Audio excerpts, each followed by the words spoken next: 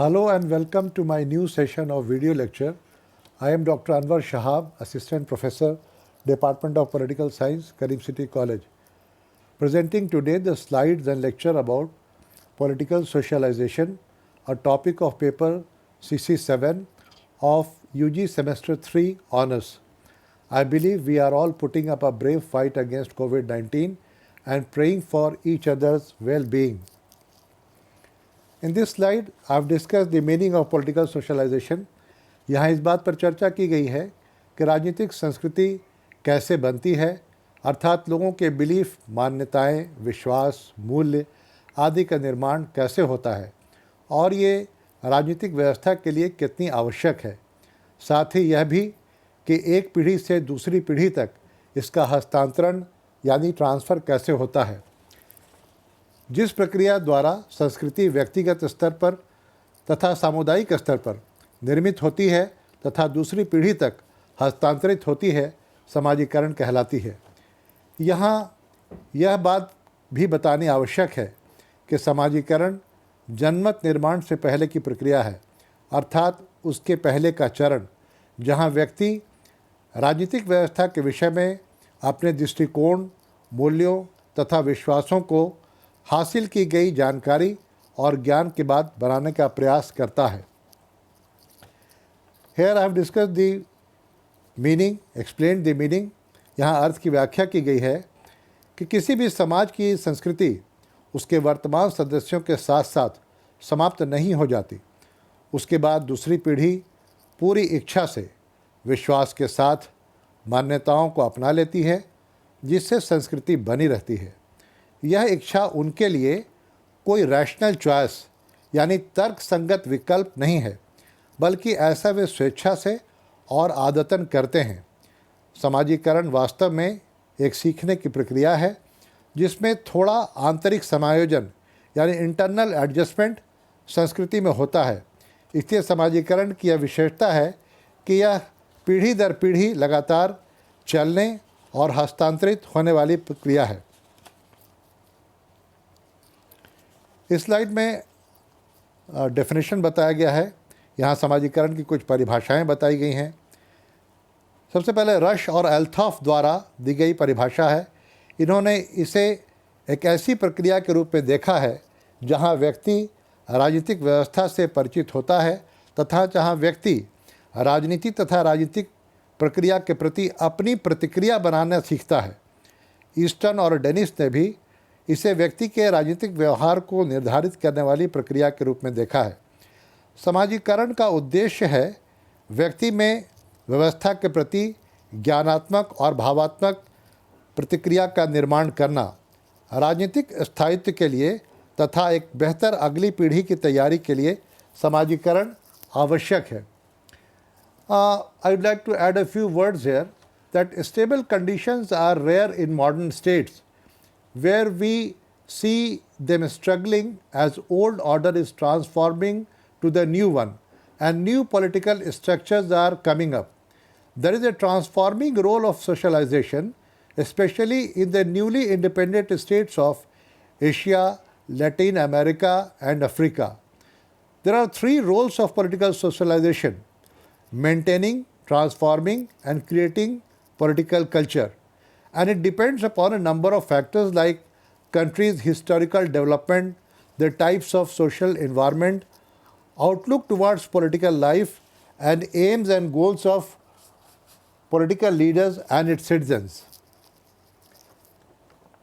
Here in this slide we have discussed the forms of socialization, manifest and latent. राजनीतिक समाजीकरण का स्वरूप प्रत्यक्ष यानी डायरेक्ट अथवा मैनिफेस्ट या अप्रत्यक्ष अर्थात लैटेंट।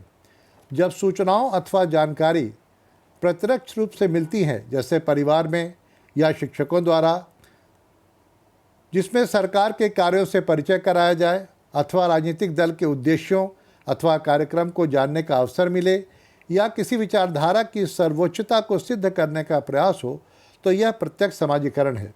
इसके विपरीत यह यदि किसी गैर सरकारी माध्यम या अन्य सूत्रों से मिले जो राजनीतिक दृष्टिकोण को बदलने में सहायक हो, तो इसे अप्रत्यक्ष समाजीकरण कहते हैं। In this slide I have discuss about the agents of political socialisation.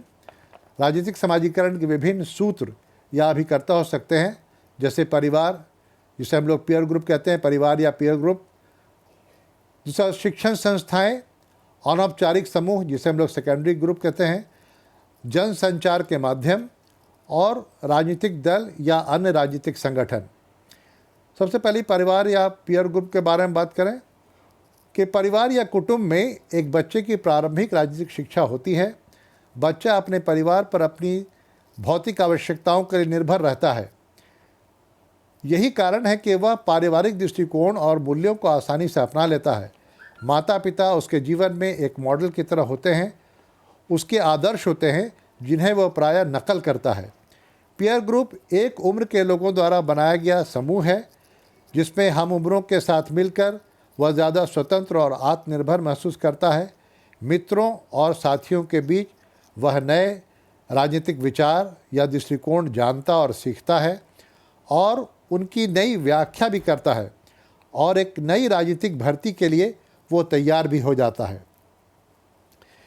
यहाँ उसी को और विस्तार से बताया गया है आगे जो दूसरे जो एजेंट्स हैं उनके बारे में, कि स्कूल अथवा कॉलेज में वह आधिकारिक रूप से निर्णयों को लागू करने की प्रक्रिया को समझता है। कई स्कूल और कॉलेज उसे राजकीय दृष्टिकोण को समझने का अवसर देते हैं, क्योंकि कई स्कूलों में आधिकारिक रूप से निर्णयों को लागू किया जाता है, तो वहाँ कई स्कूल जो राज्य द्वारा स्थापित है, वहाँ जो राज्य की जो विचारधारा है उसको पढ़ाने का भी काम किया जाता है। तो वहाँ उसको जो राज्य का जो दृष्टिकोण है, जो विचारधारा है, उसको बेहतर से समझने का मौका मिलता है। अनौपचारिक समूह में राजनीतिक दल आते हैं जो राजनीतिक मूल्यों का ज्ञान देते हैं। गैर राजनीतिक संगठन में जैसे मजदूर यूनियन उसे सामूहिक सौदेबाजी, कलेक्टिव बार्गेनिंग को समझने का अवसर देते हैं, तथा क्रिकेट क्लब जैसी पूरी तरह से नॉन पॉलिटिकल जो एंटिटी है, वहाँ वो राजनीतिक संगठन ये बताता है, गैर राजनीतिक संगठन ये बताता है कि उसकी भी राजनीति में कितनी महत्वपूर्ण भूमिका है। रेडियो, टेलीविज़न और संचार के माध्यम भी हैं, वो भी समाजीकरण में मददगार हैं, परंतु वे कोई मौलिक संदेश नहीं देते हैं। इसीलिए कई विचारक उन्हें समाजीकरण का मौलिक सूत्र नहीं मानते हैं। वे केवल सरकारी संदेश अथवा उसकी व्याख्या, जिसे हमारे लिए मानना या ना मानना आवश्यक नहीं होता है। और अंत में राजनीतिक दल, सरकार के संगठन अथवा नौकरशाही व्यक्ति को सीधा राजनीतिक अनुभव कराती है। इस प्रक्रिया में उसके लिए अब तक के विचार या तो और भी स्थायी हो जाते हैं अथवा वह उनमें महत्वपूर्ण बदलाव ले आता है। सरकार और राजनीतिक दल राजनीतिक और सामाजिक परिवर्तन के वाहक हैं जो मनुष्य को लगातार जागरूक बनाते रहते हैं। मैंने इन सारे स्लाइड्स में आपको राजनीतिक समाजीकरण और उसके विभिन्न सूत्रों या अभिकर्ताओं के बारे में विस्तृत जानकारी दी है। मैं समझता हूँ कि आपके को काफ़ी बेहतर तरीके से इसको समझने का अवसर मिलेगा। धन्यवाद।